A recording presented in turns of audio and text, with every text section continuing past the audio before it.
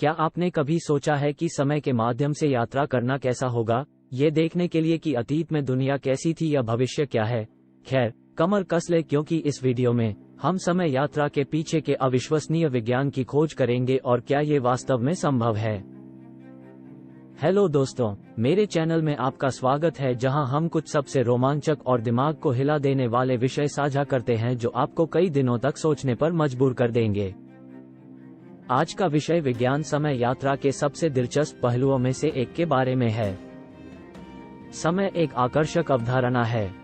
ये हमेशा आगे बढ़ रहा है और कोई भी कभी भी पीछे जाकर चीजों को नहीं बदल सकता। लेकिन अगर हम कर सके तो क्या होगा? क्या होगा यदि समय और स्थान के माध्यम से यात्रा करने और अतीत या भविष्य में चीजों को देखने का कोई तरीका हो? चलो पता करते हैं। समय यात्रा को समझने के लिए हमें इसके इतिहास पर नजर डालनी होगी। समय यात्रा का विचार सदियों से चला आ रहा है और इसे अनगिनत फिल्मों, किताबों और टीवी शो में दिखाया गया है। लेकिन एल्बर्ट आइंस्टीन के सापेक्षता के सिद्धांत तक ऐसा नहीं था कि समय यात्रा की संभावना एक वैज्ञानिक अवधारणा बन गई। आइंस्टीन का सिद्धांत बताता है कि समय प्रत्येक पर्यवेक्षक के सापेक्ष होता है और एक पर्यवेक्षक जितनी तेजी से चलता है, समय उतना ही धीमा होता जाता है।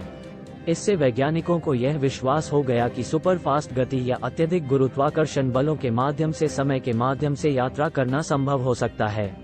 समय के माध्यम से यात्रा करने के लिए हमें समय फैलाव की अवधारणा को समझने की आवश्यकता है।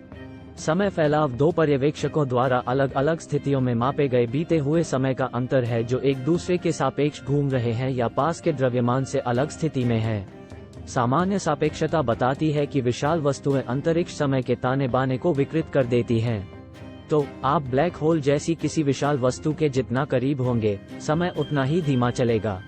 इसका मतलब ये है कि अगर हम प्रकाश की गति के करीब या ब्लैक होल के करीब यात्रा कर सकते हैं, तो हम समय के माध्यम से भी यात्रा कर सकते हैं। समय यात्रा की एक अन्य सैद्धांतिक अवधारणा वर्महोल का उपयोग है। वर्महोल अंतरिक्ष समय के माध्यम से एक काल्पनिक मार्ग है जो हमें समय के माध्यम से यात्रा सहित बड़ी दूरी तेजी से यात्रा करने की अनुमति देता है। हालांकि वर्महोल के साथ समस्या ये है कि वैज्ञानिकों को अभी तक कोई नहीं मिला है और यदि वे ऐसा करते भी हैं, तो उन्हें इसके माध्यम से यात्रा करने के लिए इसे खुला रखने के लिए अत्यधिक ऊर्जा की आवश्यकता होगी। समय यात्रा के सबसे बड़े मुद्दों में से एक ग्रैंडफादर पैराडॉक्स है। इसमें कहा गया है कि अगर हम समय में पीछे जाकर अपने दादाजी को मार देते तो हमारा जन्म ही नहीं होता, तो हम समय में पीछे जाकर अपने दादाजी को कैसे मार सकते थे? ये एक विरोधाभासी स्थिति पैदा करेगा। इसका मतलब ये होगा कि समय यात्री का जन्म नहीं हुआ होगा और इसलिए वे अपने दादा को मारने के लिए समय में पीछे नहीं जा सकते थे। इस विरोधाभास को अभी तक हल नहीं किया जा सका है, जो समय यात्रा के क्षेत्र में सबसे बड़ी पहेली में से एक है।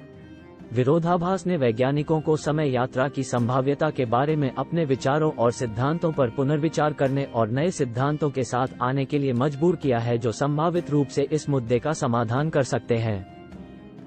Thanks for watching.